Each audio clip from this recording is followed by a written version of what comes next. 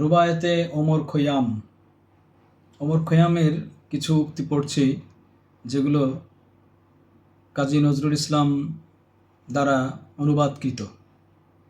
তা এখানে সমস্যাটা সেটা না, সমস্যা হচ্ছে যে শব্দগুলো চয়ন করেছেন জাতীয় কবি কাজী নজরুল ইসলাম সাহেব, সব শব্দগুলো মাথার এপার ওপার দিয়ে চলে যাচ্ছে, কিছুই বোধগম্য হচ্ছে না।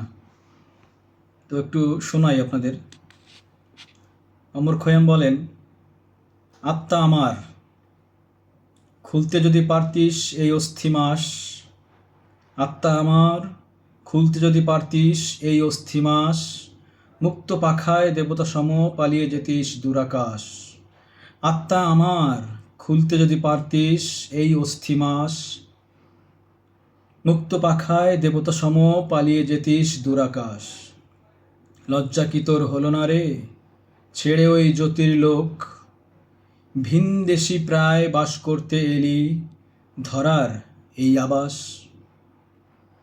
সাংঘাতিক, বড়ই সাংঘাতিক কথা।